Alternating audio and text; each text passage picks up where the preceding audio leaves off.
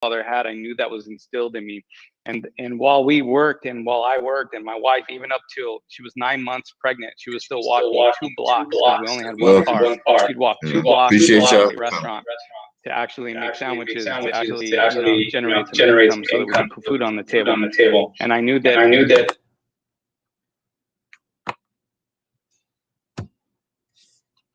It's good. Make sure ain't no echo.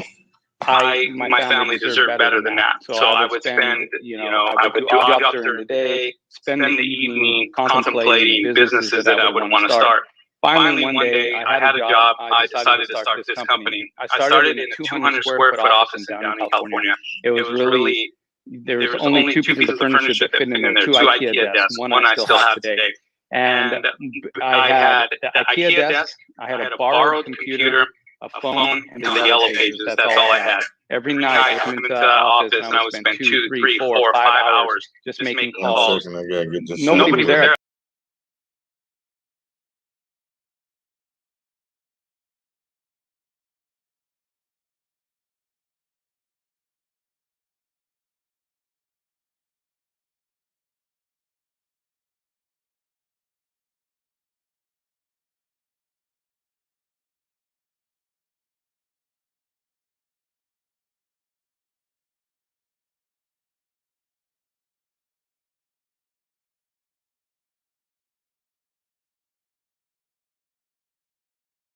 My name's Anthony. I have some ideas, and I just, I would make calls until I was exhausted every night. Then I'd go, I work my full-time job, come home, eat dinner with the family, and do it again.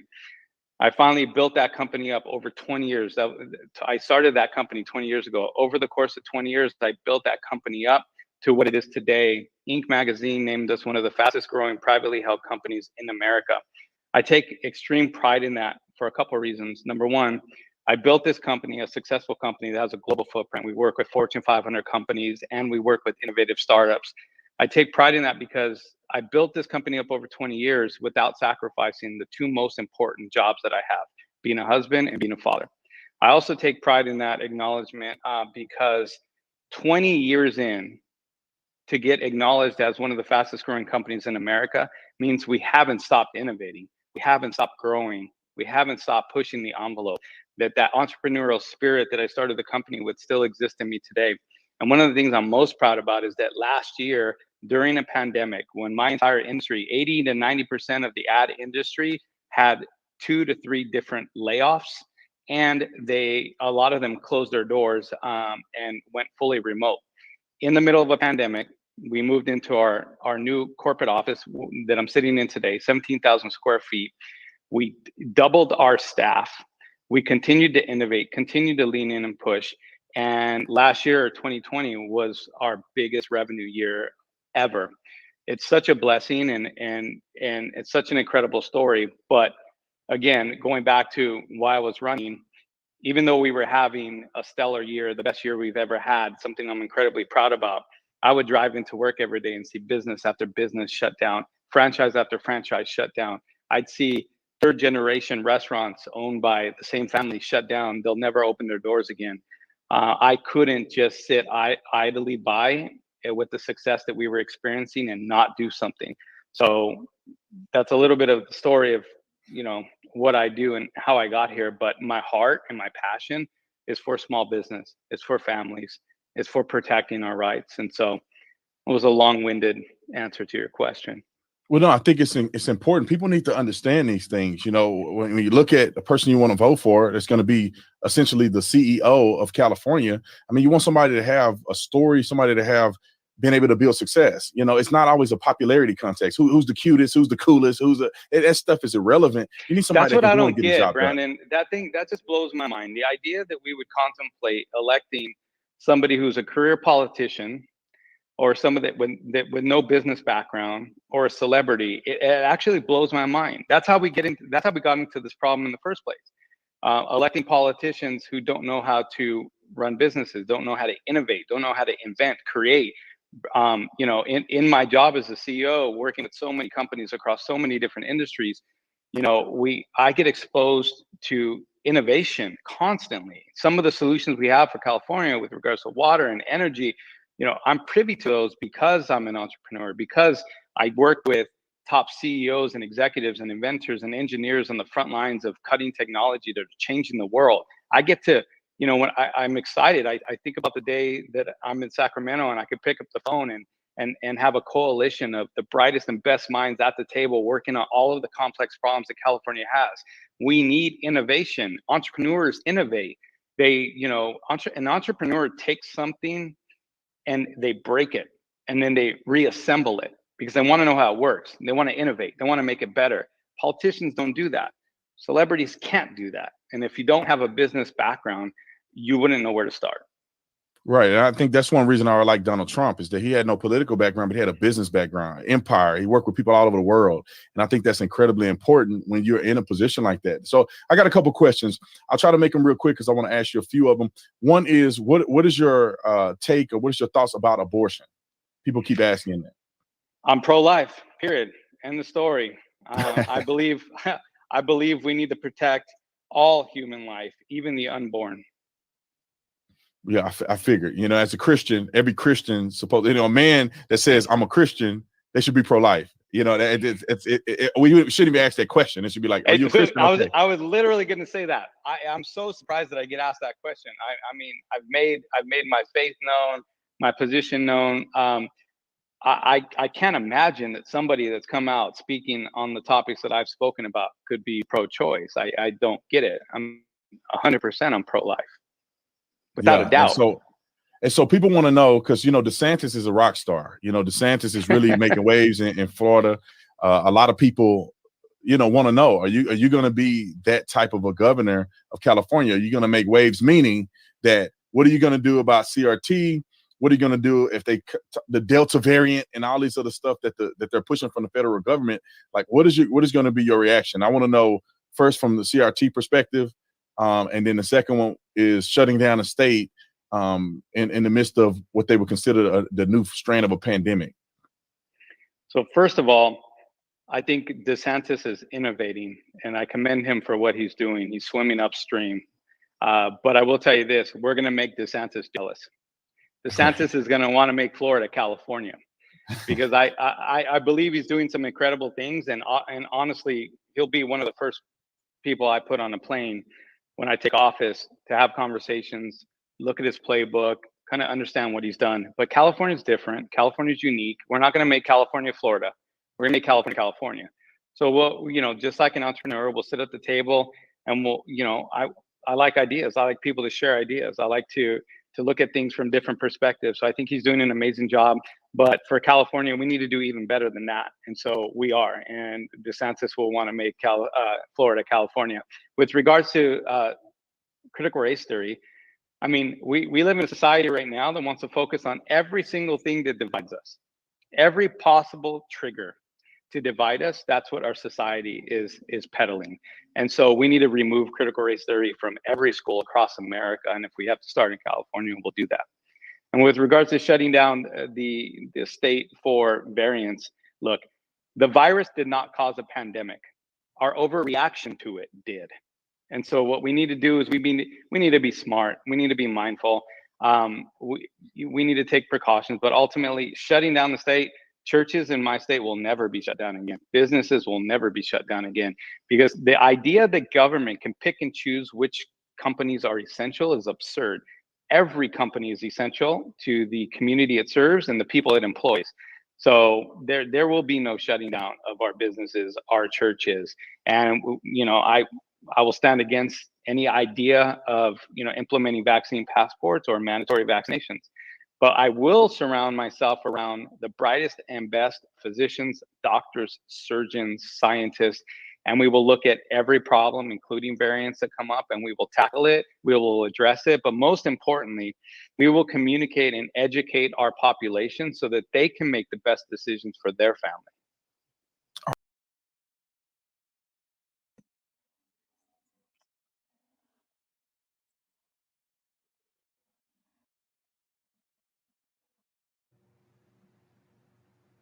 All right. So that's that. A brief little take, but get another.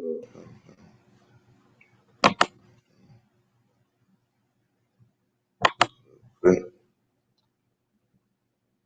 Start off great.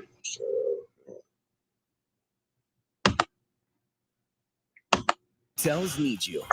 Oh, shoot. I gotta start off by shouting out my sponsors. How about that? But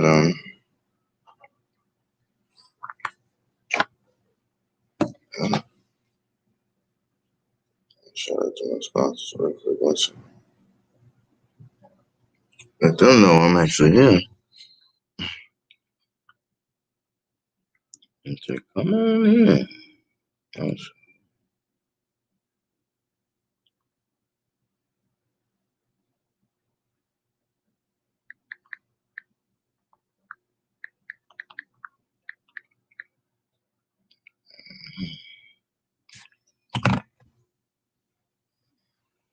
gonna play this one first, and I'm gonna also shout them out. All is well. Offering employees the opportunity to grow into a lifelong fulfilling career with more competitive pay, flexible scheduling, and generous benefits, giving every employee more opportunities for growth. Apply today and open the door to new opportunities. Something very emotional happened today. Tim Grover was in town. Tim Grover is the trainer of Kobe Bryant, Michael Jordan. He was on The Last Dance. He wrote a book called Relentless, and his book is coming out, Winning. And he did his first live interview with me here in Boca Raton. And we're sitting down talking. And one of the chapters in his book, page 103, by the way, we got to get his book, but one of the chapters, page 103, he talks about how winning is selfish. There is no such thing as balance in winning. It just doesn't exist. And he tells the story. He says one day he's packing his bags. He's getting ready to go on the road, and he's traveling, right? He's packing all this stuff, and he's getting ready to go. And his 5-year-old daughter looks at him and says, "Daddy, where are you going?" He says, "Daddy's traveling." And the 5-year-old daughter at the time says, "Why do you have to travel so much?" And Tim says, "I have to travel a lot because Daddy travels so I can take care of you, Mommy, so I can put food on the table." And he says his 5-year-old daughter takes a break, looks away, and then she comes back and looks at his daddy. And he says, "When I heard these words, it love." He says, "It's the most difficult words I've ever heard in my entire life." That's what he says in his book. I'm prefacing what he's saying, but that's pretty much what he's talking about with the statement that she made to him. Daughter looks at Tim and says, "Hey, Daddy, if I eat less, will you stay home more?" Did you hear what I just said? She said, "If I eat less, will you stay home more?" Because she's trying to say, what if I eat less so you can stay with me more often? I asked him this question, and I'm reading his book. Tim is sitting right in front of me. You'll see it in the interview when it comes out on May 19th. He's emotional. I'm emotional. I got a 4-year-old daughter, soon to be 5 in the next few weeks. I got a 9-year-old and I got a 7-year-old, right? And these are my kids. I love these guys. I said, "How did you handle that?" He says, "It wasn't easy." He says, "I thought about it all day long." He said, "But I packed the bags and I still went on the road because I was traveling with Michael for 15 years. That's what he was doing, constantly being with Michael all the time, right? He's traveling." He says, "All I thought about is her." He says, years later, I asked her, I said, "Hey, I want to explain to you why I did what I did." And the daughter says, "You don't have to explain to me, Daddy. I know exactly why you did what you did. It's because you're going after your dreams. You're going doing this, you're doing that." He says, the daughter says, "I'm pursuing my dreams now. And if it wasn't for you, I wouldn't have had that example." So I said, how do you process this? How many of us hit the wall when we get to a point where our daughter or son or somebody doesn't even know they're doing what they're doing? They give you that guilt and you're like, "I don't know what I'm supposed to be doing." So then I went a little bit deeper. I said, we're talking about Kobe and Michael Jordan here. He says, "Yes." I said, the guilt concept, feeling bad because your kids or your parents or your wife or your husband or somebody, is that a decision somebody else can sell you on? Like, meaning, can I sell you on, stop feeling guilty, you shouldn't feel guilty, you ought to go after your dreams? You've saved me so much on my insurance with that Russell rate. You become my muse. Russell, State Farm offers everyone surprisingly great rates. He said, "No, it's a decision only you can make." I said, "I agree. Never try to convince somebody to spend less time with their wife or their kids or anything. It's more a decision you got to make." So I said, let me tell you a story. We went to Louis Basti and we were eating there. It was myself, himself, and Shuri, and we had a great. I had enough of that. But it twisted. The beef. Those are I like to teach the world to sing in perfect harmony. Good times, man. Good times. Where have those gone? I wish those days would come back. 1 minute until So showtime. we're about 1 minute out, and I'm checking out who is coming on. Somebody says, for people didn't come in Kevin's Corner's house properly. Oh, you know what? That's what I'm talking about. If you gonna rock with me, hit that like button. I wanna rock with you all night. Rock you in the sunlight. I wanna rock with you. Yeah. All night. Dance the night away. Good times, man. Good songs, good times, everything. Dancing was king. Wasn't nobody grinding on folks. They was just two-stepping side to side. You know what I'm saying? Work on your moves and stuff at the crib with your friends. Most of the time, the dancing was done with your partner, who y'all been practicing stuff the whole week from watching MTV and BET. But now, something has happened. Your show will go live in 5 seconds. All right, let me get focused. Let me get focused. 3, Here we go. 2, 1. Give it to me, English lady. Talk Radio. You are fake news. Say what? You know what? I never get tired of that. Donald Trump said you are fake news. And we're about to find out just how fake they are, ladies and gentlemen, as we always do in Kevin's Corner. I can't tolerate that mess. I don't even like hanging around folks that are fake. You ever been around somebody who you can just tell everything about them is fake?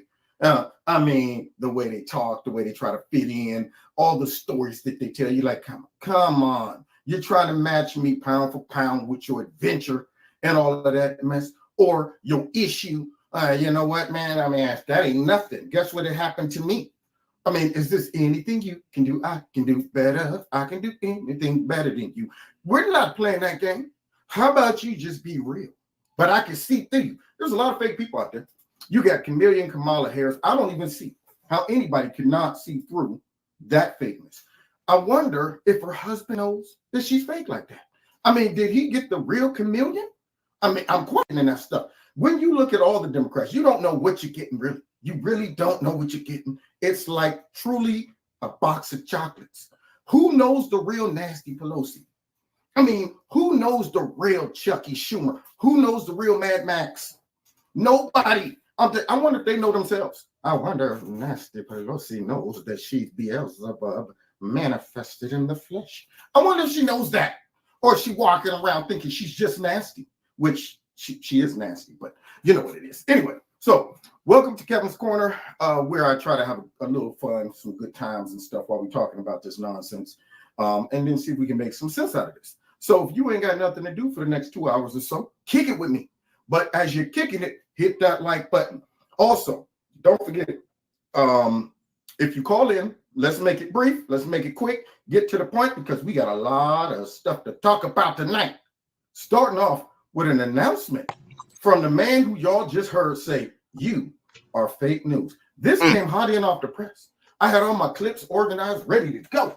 And then I pulled up that clip and I said, wait just the minute. Hit those brakes.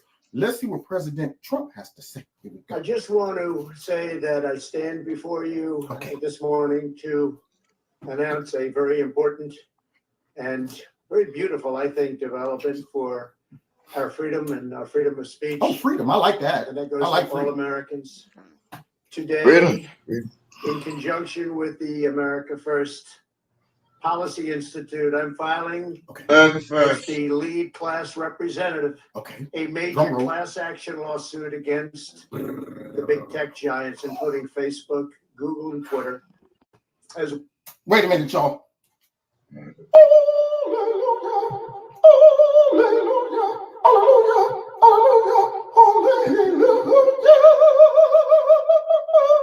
You hear the vibrato?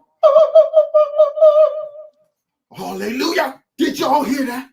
They forming themselves a class action suit. How can I get in on it? I want in on this. I'm about tired of as well as their CEOs, Mark Zuckerberg, Sundar Pichai, whatever, and Jack Dorsey. Yeah. Three. Get Jack in the box out of here. We're asking the U.S.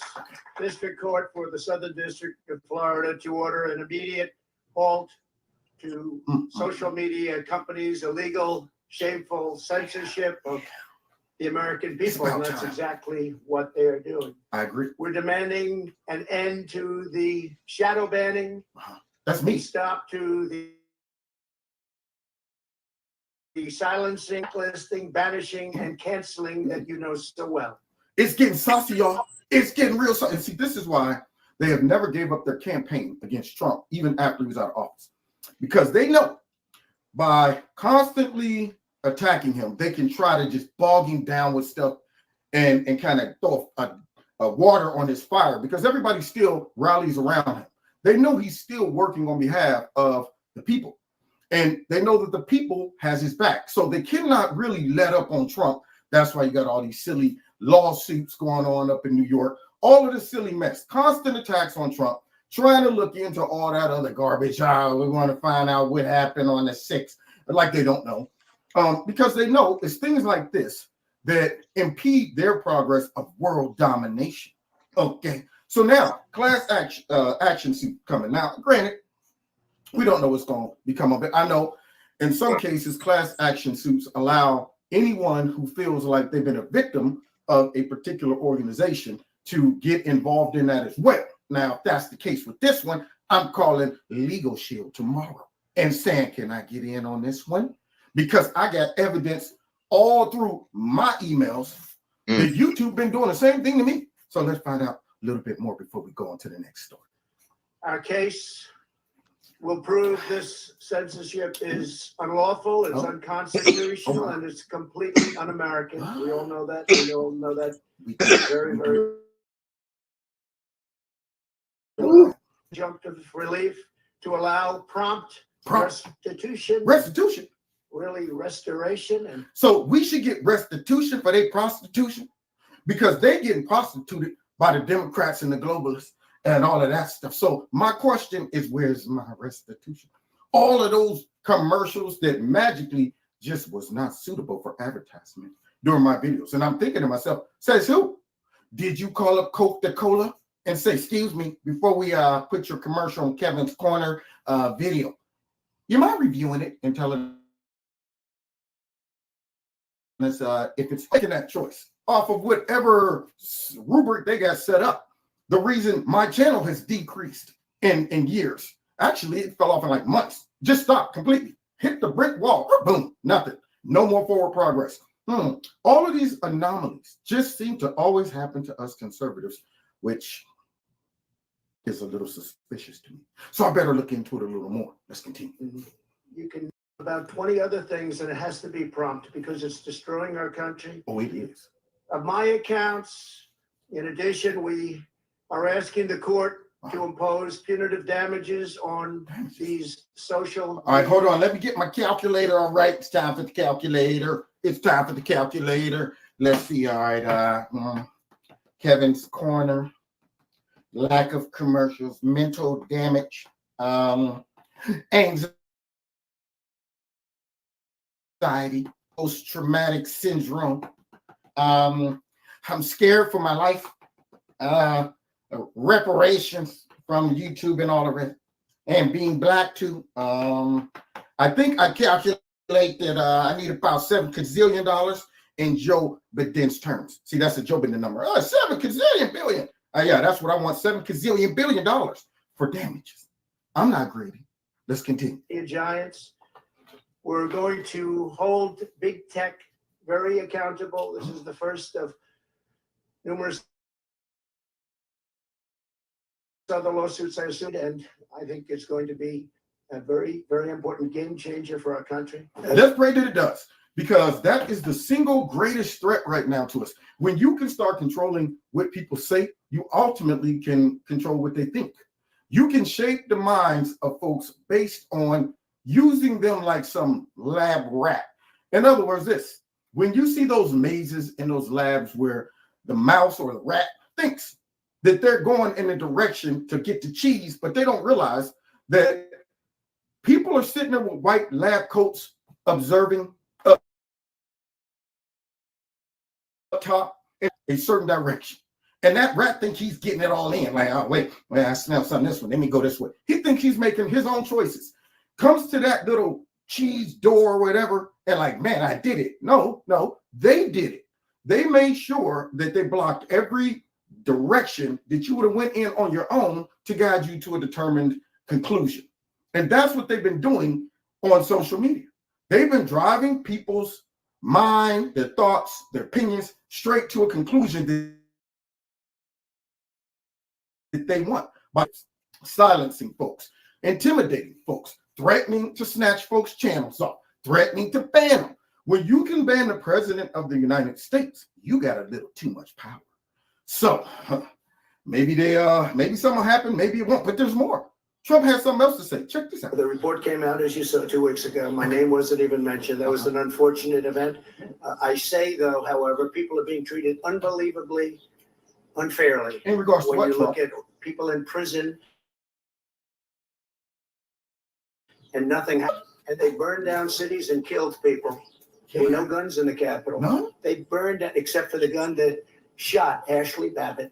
And nobody knows who that man were. If that were the opposite way, that man would be all over. He would be the most well-known, and I believe, I can say man, because I believe I know exactly who it is. But Trump said he believes he knows exactly who it is.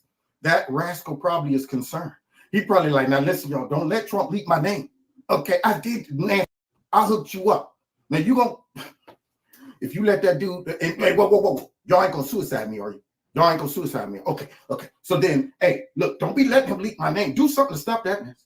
So I'm wondering who the heck he is. I think we all deserve to know, considering there was no reasonable answer to why this person decided that this woman with no weapon, surrounded by other police officers, should have been shot with no warning at all.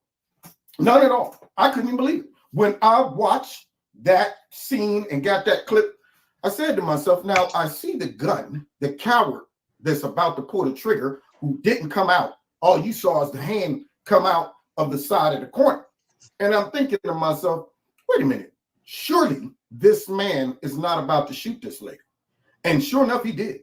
Amongst all those cops right next to her, why would he put these cops' lives at risk? Did he know he was that great of a shot? I don't know about y'all. I've been in the shooting range. I mean, shooting somebody 10 to 20 feet away is not as easy as you would think. And it was with precision. See, she wasn't even moving. She was like a sitting target for this dude. This dude just sat there and think, no reason at all. Even if she would have broke through the window, what did you expect her to do? Was she going to overpower you, man?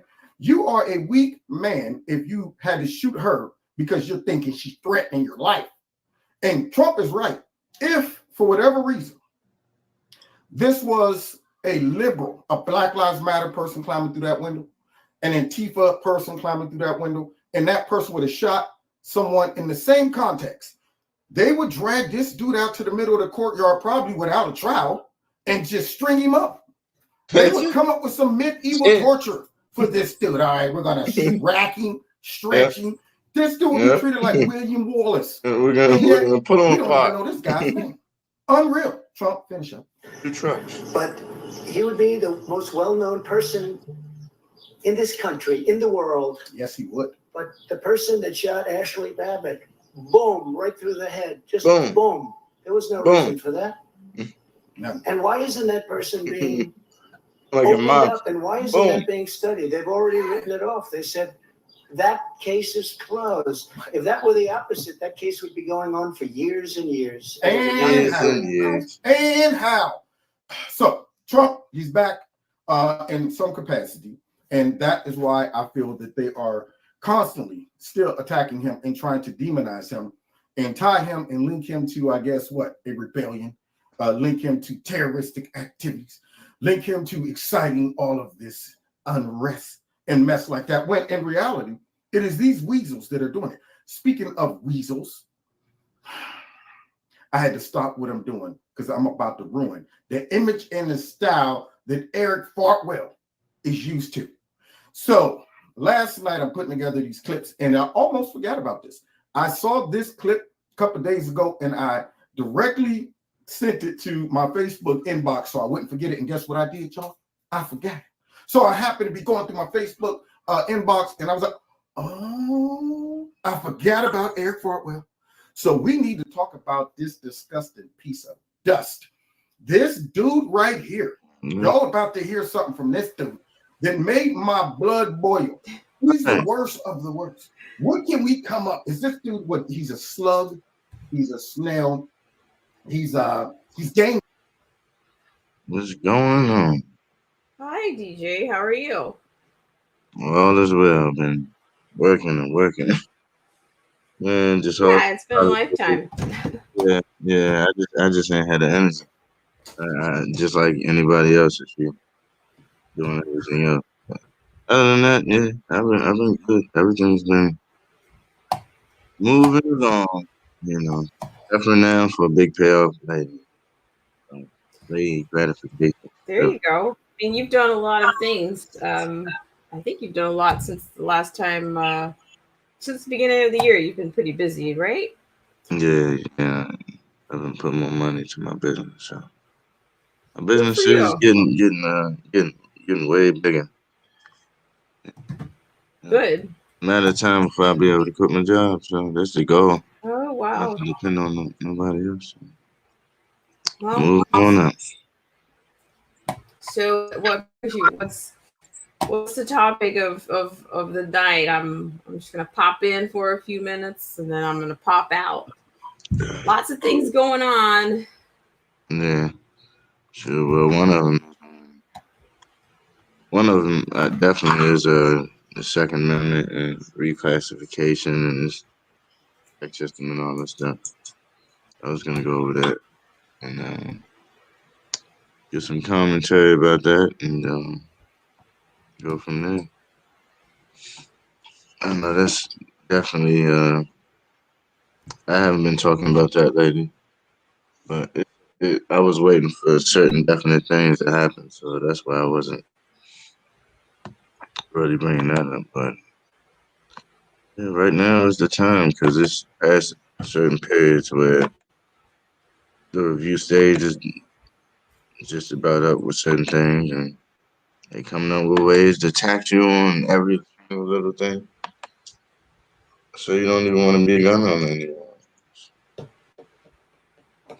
Yeah, well, things are getting more tyrannical, I think, without a doubt.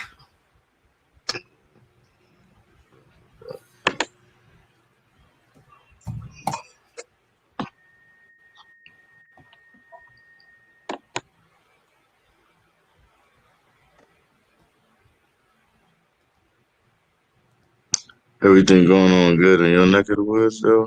Well, Well, the simple answer it is business as usual around BS as usual. But I'm making changes.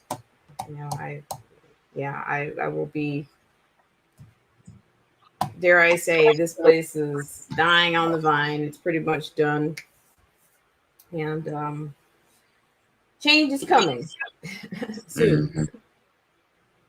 So yeah, change for me. And I'm not sure what everybody else is doing, but yeah, this is not sustainable. It's very stressful. I think it's been like the last 3 months have been really stressful because the crime is one thing that I'm speaking to specifically, the homelessness. What can they lock people up for? I mean, I think one of the things that I'm seeing or I'm hearing more and more about are people that are going into CVS or whatnot. They're just bagging whatever they see, and then they know they're gonna be right out the next day, even if they do get locked up. So it doesn't matter. I used to lock them up, but the municipal police told me They don't want to keep them in jail. The judges in the system, that's not like a worthy enough for them, I guess. You know? Well, that and I can tell you the other big buzz They is live on the streets, so whatever. I'm like, I mean, the other thing is the recall election is there's 10 weeks, I think 10 weeks remaining until that election happens, which, you know, good luck with that. But I'm just not seeing the people that are running, like some of them have already run before. I just don't think it's going to take a miracle. Okay. To me, it's going to take a miracle on the state level. It's going to take a miracle on the federal level. And where does that leave you? You have to try to be active you have to try to be active on your local level or your city or your county level, because I just think things are way out of, so it's just, I think we're at the point of no return in some ways. You know what I mean? Yeah, I mean, in a way, it's just, Or we're past the point of no return. Yeah. The only other way we can return is if it's a switch in power, which doesn't look like no time. Other than next year, we could vote. But until then, it's short. We gotta put the information out there, because we can't force somebody to change their mind. But at the same time, we can show them every perspective, so they're not just looking at the world on one side. So that's the best thing I can do for them. But about to play this and then get into it. This administration's comprehensive strategy to prevent and respond to gun crime.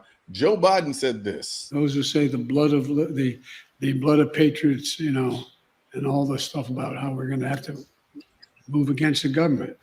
Well, the tree of liberty is not water with the blood of patriots. What's happened is that there never been, if you want to think you need to have weapons to take on the government, you need F-15s and maybe some nuclear weapons. The President of the United States just basically said that if the American people tried to fight back against the government because it was being tyrannical, we wouldn't stand a chance, because the U.S. government can nuke the American people and go and drop bombs on them with F-15s. Our president is literally bragging that his administration can be as tyrannical as it wants, whenever it wants to, and there's nothing we can do about it.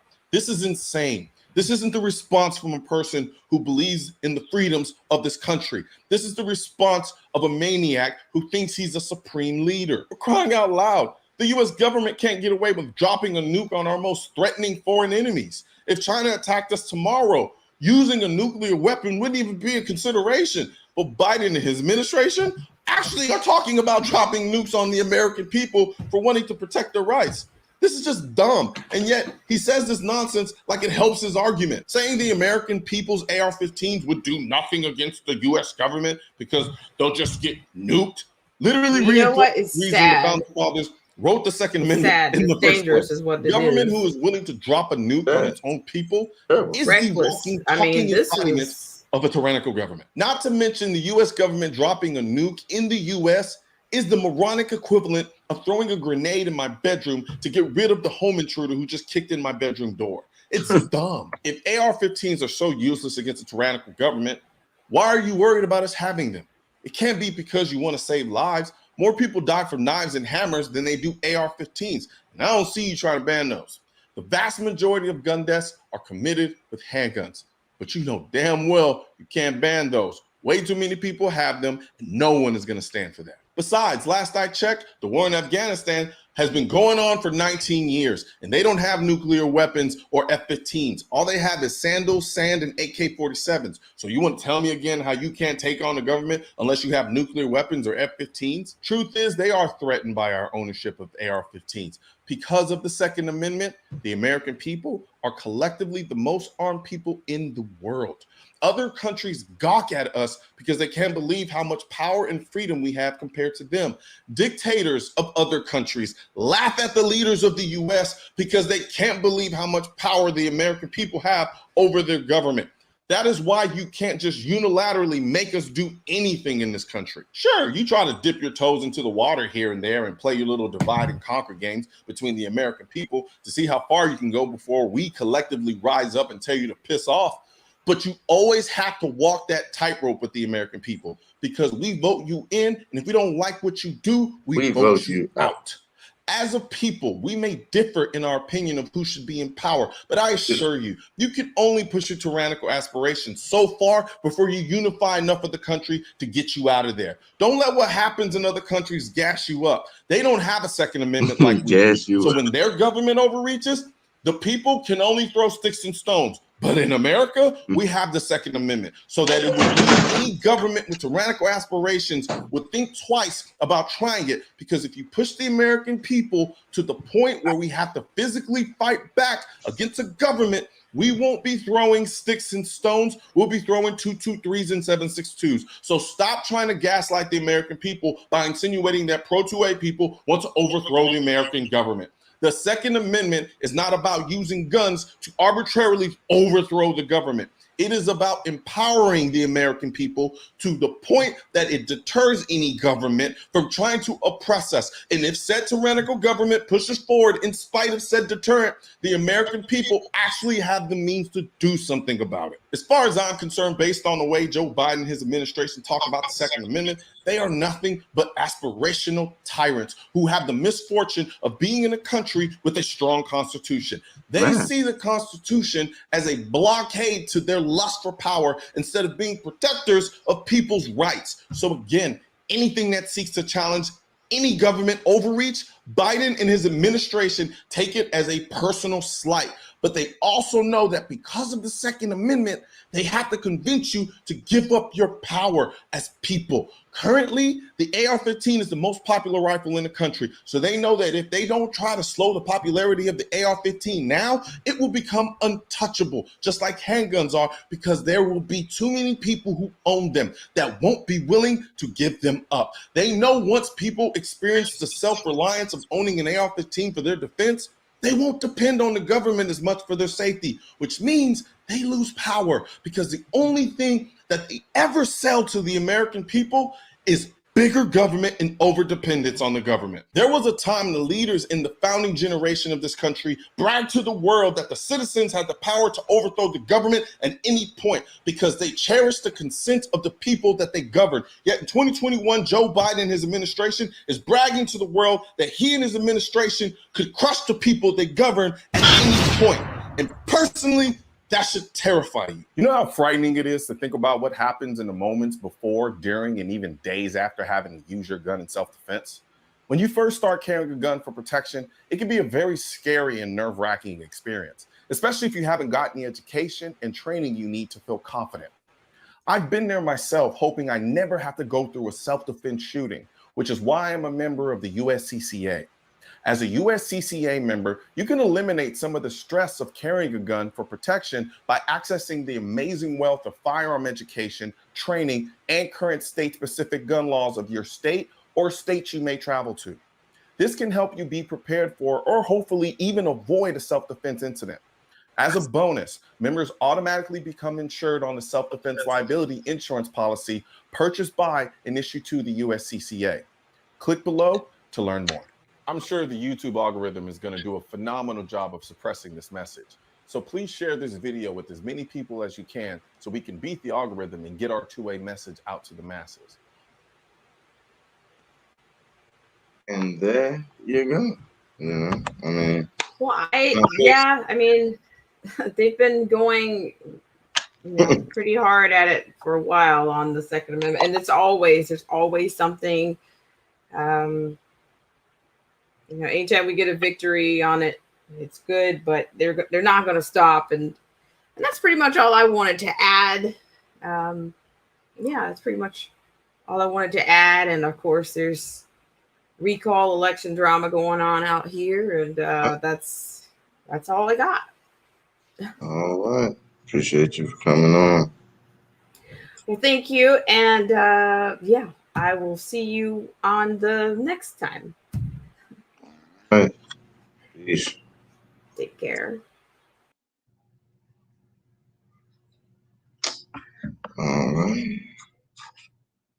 That was that one. Shout out to my sponsors. 100%. You go ahead and give a big shout out real quick on the church. We appreciate you. We never forget about you. All right. Check them out at any time. All right. 10% off. Yes, sir. They are wonderful human beings. Want anything? Go ahead about. Okay.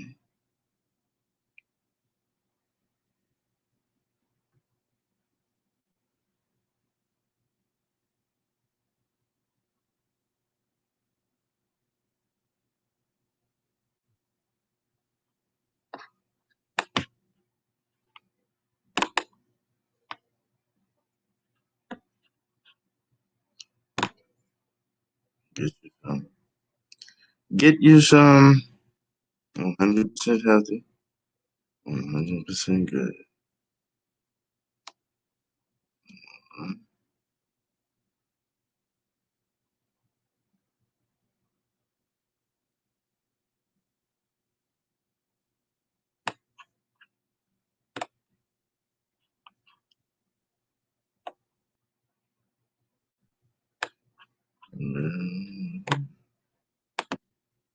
All right. Oh, appreciate y'all for coming on. Like, follow, share, and subscribe to your boy, DJ Fishing.